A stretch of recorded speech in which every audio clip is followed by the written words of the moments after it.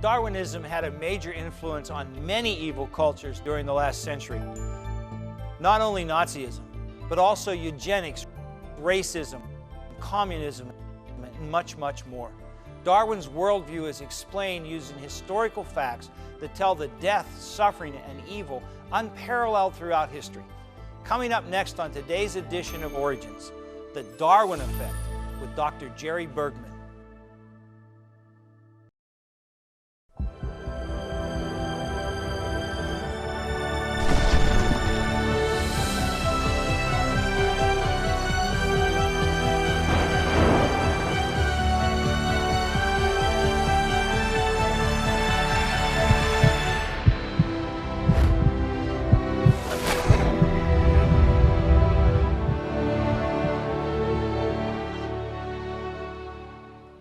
Hello, my friends, and welcome to Origins. My name is Donn Chapman, and it's my privilege to be your host.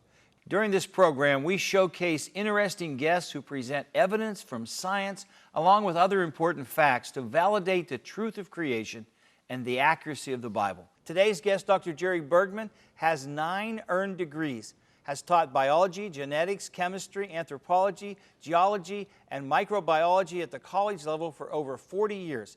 He's authored over 1,000 publications in 14 different languages, and a recent book that he has authored is the subject of our show today. Dr. Bergman, it's so good to have you back. Thank you. You're one of our most frequent and valued guests, so we're glad you're here. It's good to be back. Now, we're going to talk about the Darwin Effect. Tell us what that is. Well, the original title of the book was Darwinism is the Universal Acid That Corrupts Everything. Publisher said too long. Yeah. Amazon's not going to go for it, so they cut it back to the Darwin Effect. And basically what we do is we look at the effect, adverse effect of Darwinism on society as a whole.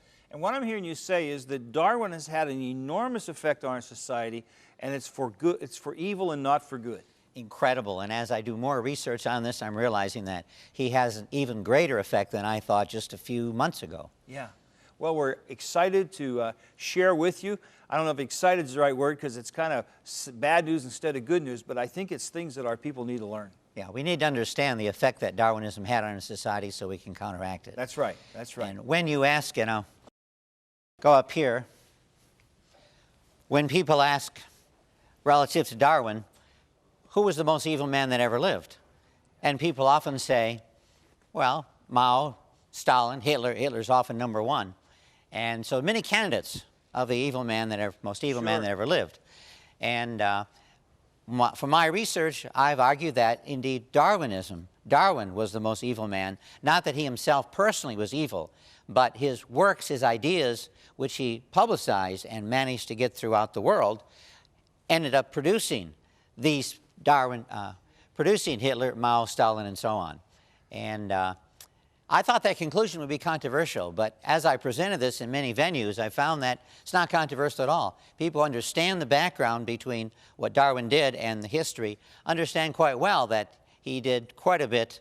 We're talking about the power of the pen here, aren't we? Those are men of the sword, but they were influenced by a man who wrote a little book. Exactly.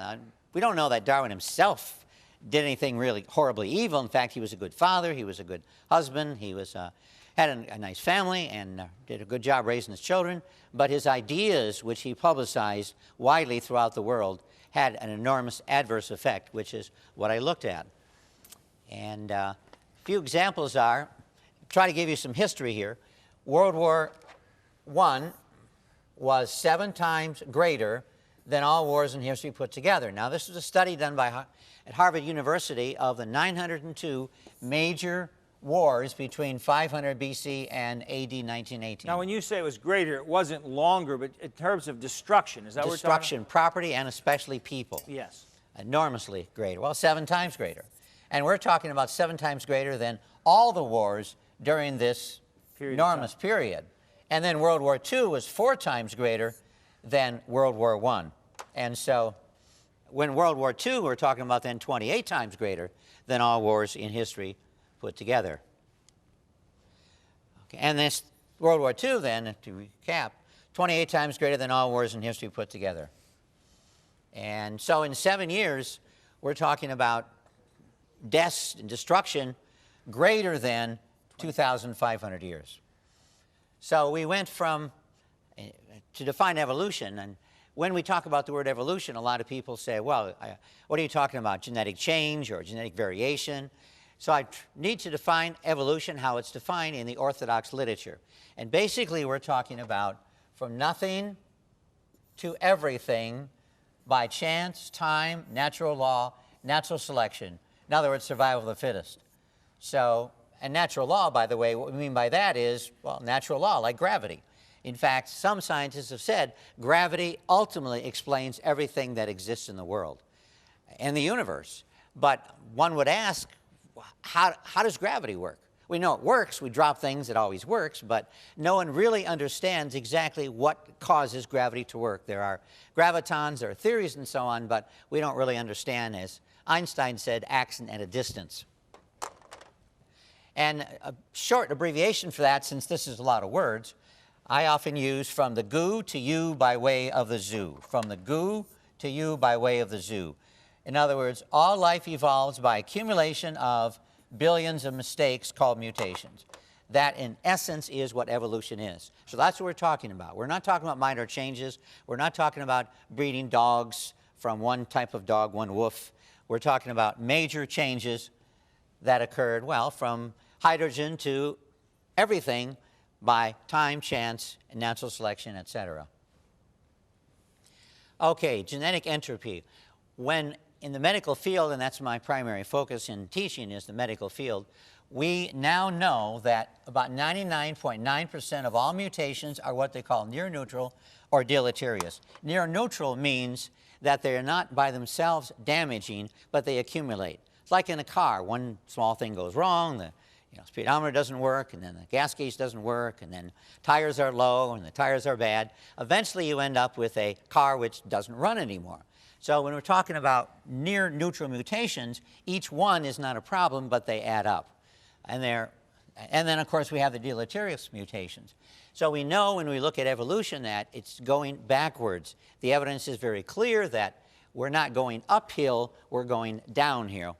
And that is what they call genetic entropy, which is an important concept which is very now talked about in the medical field because we have approximately 10,000 diseases we know that are caused primarily or which contribute to disease. So it's a major problem.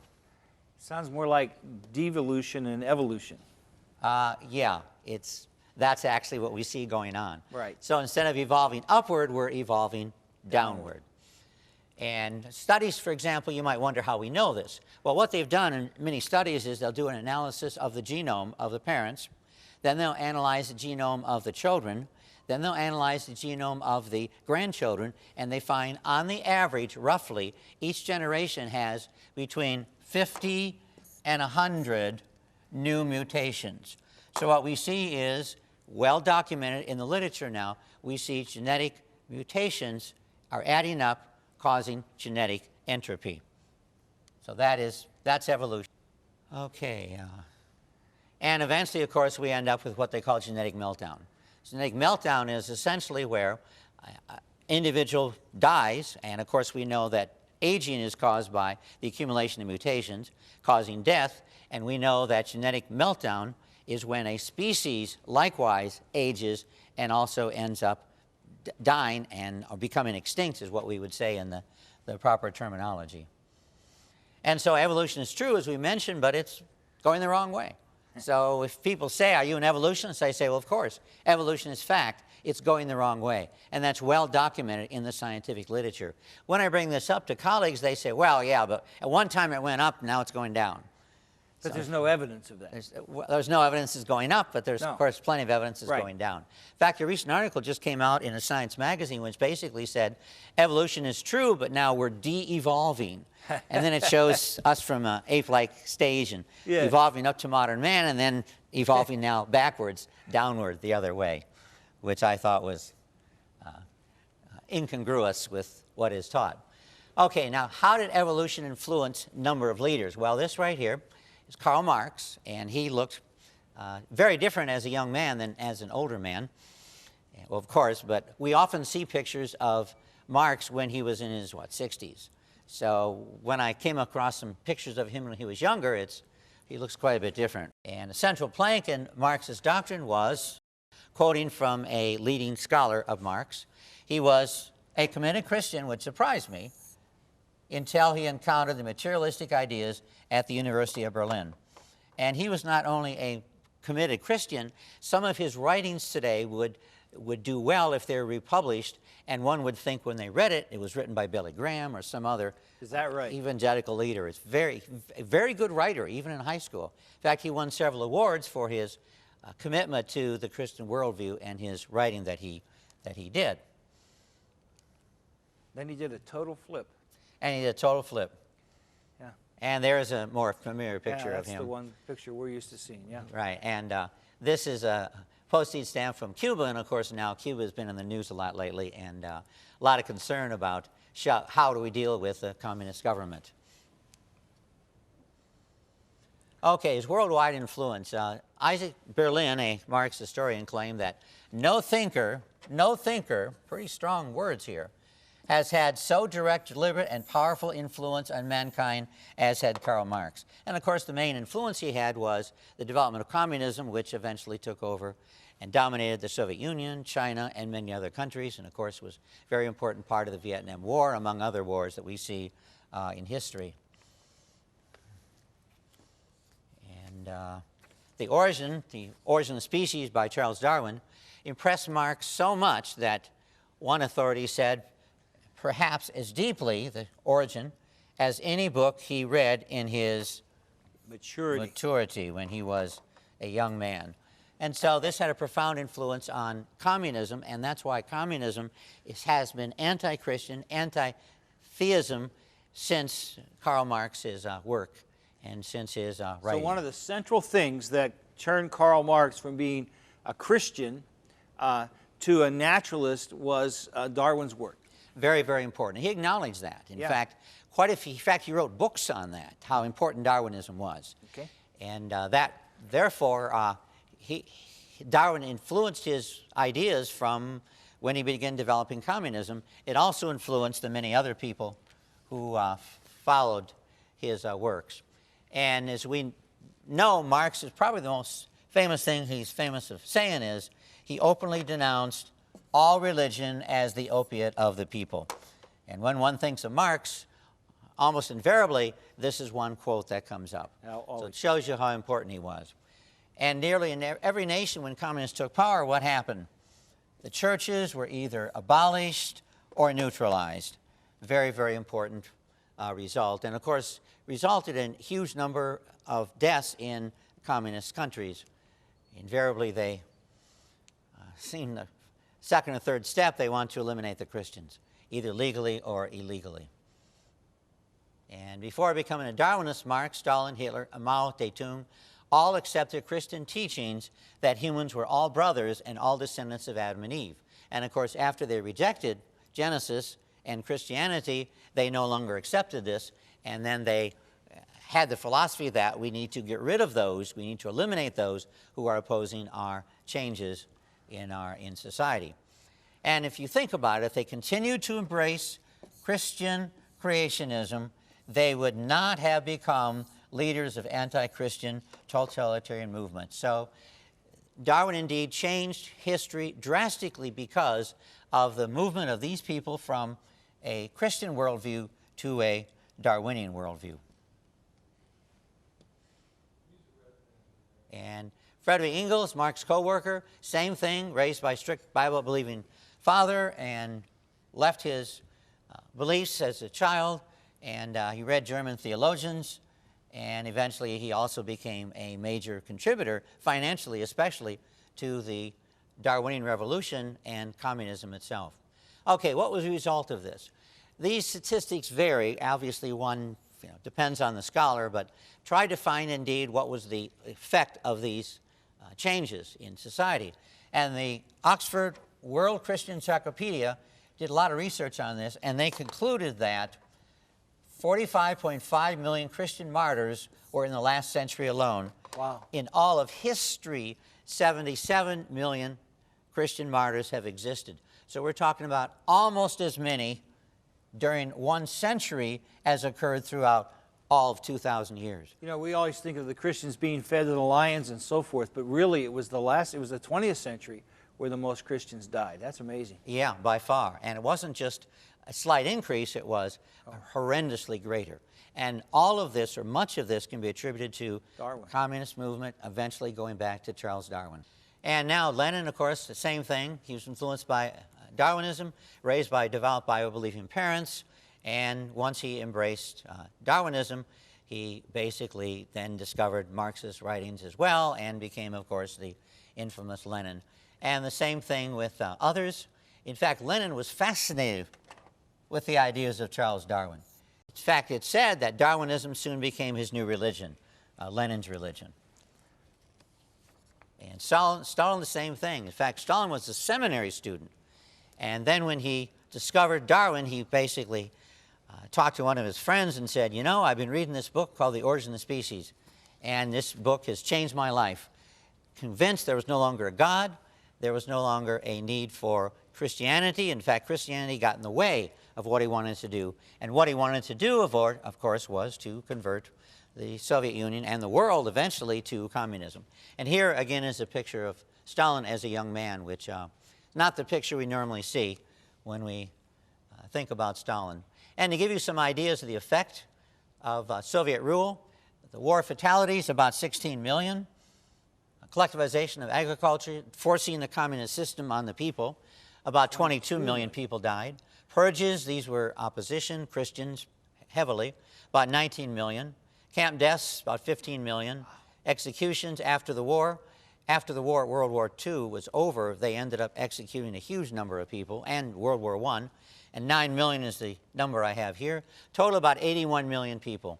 And this is a conclusion of a number of leading scholars who look very carefully at this. And again, these are estimates. It may be 83 million, it may be 79 million, but it's a lot of people. We're not talking about a small number of people, right? We're talking about a huge, huge number of people. Okay, the source of the idea. Why was Darwin so important? Well, one of the things Darwin wanted to do was murder God. How do you murder God? You murder God by basically eliminating the reason people believe in God. Why do people believe in God? Well, because creation requires a creator. And as a result, how do you eliminate the belief that people believe in God? The reason. Well, you come up with a creator aside from a creator, and that was his idea of Darwinism or evolution. His own words were, it's like committing a murder. And indeed, that's what he was trying to do. Darwinism, we know today, is the engine that drives atheism. And when I was involved in the atheist movement, I noticed that they talked more about evolution than they talked about atheism in some journals. And this was because they realized the engine that drives evolution, they get recruits by convincing the population of the validity of Darwinism, and thus people are driven away from Christianity and towards Darwinism and towards atheism, eventually the goal. Dawkins, probably one of the most famous evolutionists today, he said evolution allows one to be an intellectually fulfilled atheist. And this is why atheists push evolution, because they know how important Darwinism is for atheism. And when we look at the top scientists on surveys, and they found about 98% of leading scientists, not the average, but leading scientists, about 98% were atheists. Yet the case against Darwinism is overwhelming. As I mentioned at the beginning, evidence is very clear. Evolution's true, but it's going backward. It's going the wrong way. And more journal articles are coming out in the secular literature that support this conclusion. Dr. Bergman, we put together these twin facts of the evil consequences of Darwinism, and yet the universal acceptance of it in our society today, it's kind of discouraging. And we've got to talk about what we as God's people need to do about that. But first we have to take a break. Don't you go away. We'll be right back.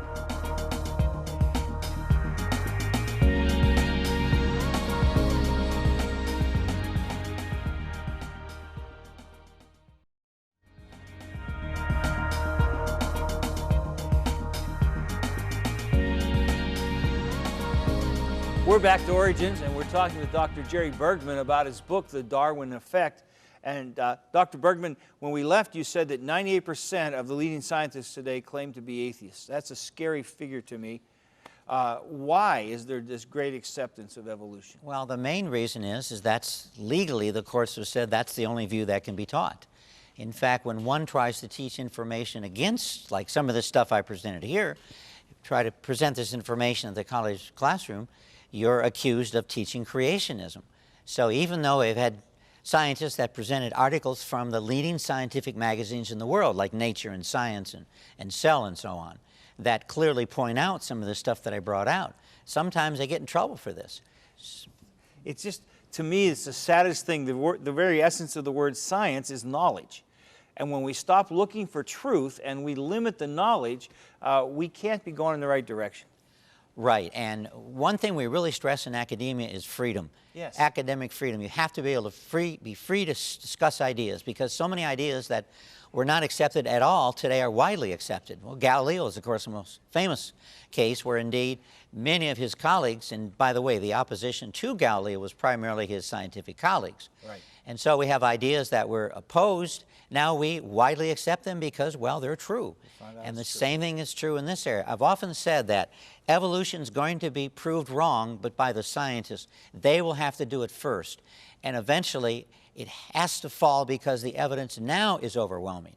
And in the near future, I'm fully convinced it'll be well beyond overwhelming, because more and more studies are, in essence, showing that Darwinism, as I defined it earlier, from the goo to you by way of the zoo, that more and more evidence is being built up against scientific evidence, genetic studies especially, is being accumulated against this worldview.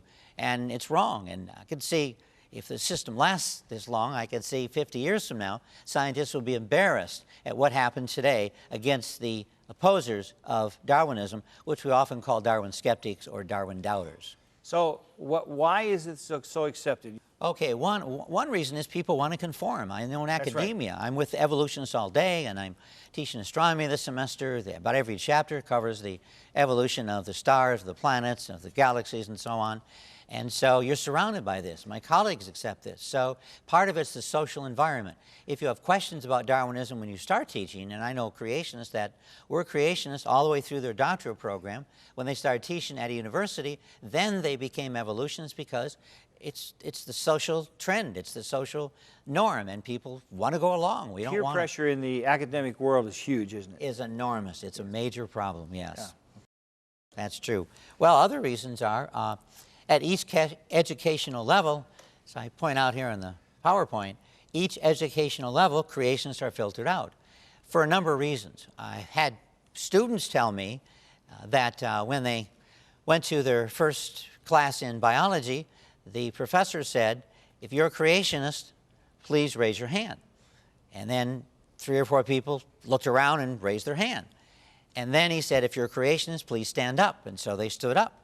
Then he said, I want all of you to leave this classroom right now. I do not want you in my classroom. Wow. Now, that's an extreme example, but on the other hand, one gets the idea pretty clearly that creationists are not accepted. So conformity is a major reason. And when we look at the churches, I see a lot of the problem in the churches. For example, the churches, the early church fathers taught what they call the 2 books theory. And that is, we can learn about God from the Bible, from His Word. We can also learn about God from His creation. You learn an artist by studying his works. You learn about a musician by studying his compositions. You learn about God by studying His creation. The heavens declare the glory of God. Exactly, yes. And that was stressed in the early church, and it's stressed in some churches today, but unfortunately all too often has not been stressed. Besides all the other evil we've talked about, Darwin was really quite a racist and quite a sexual bigot, wasn't he? Would you have an example of that? Would you share it with us? Yeah, he was. In fact, there's an excellent example among many in his 1871 book called The Descent of Man. On page 504, and I'll read it, so I'll quote from here. And he goes in details why he concluded this was true, namely that women just have not accomplished much of anything in terms of art and music, painting, history, and so on. And then he concludes, quote, the average of mental power in man must be above that of woman. And that today would ring a lot of bells. People would strongly object to that for good reason. Yeah, you know, Dr. Bergman, as we go through all of this and the deleterious effect that Darwin has had through those that he influenced, it's amazing to me that he's still such a darling in the academic community. That people just, despite his racism, despite his chauvinism, despite all the people that have died, people still act like he was a saint spreading the truth. And the church has a role in counteracting this. And I just am thankful that you've swum upstream and taken a stand and spoken the truth. And folks, I just want you to hang on to the truth. Never forget that it's God's view that He created you. And that must always be our worldview too. The other side is a path to destruction, and we need to continue on with God. I hope I'll see you again here soon on Origins, and until then, God bless you, my friend.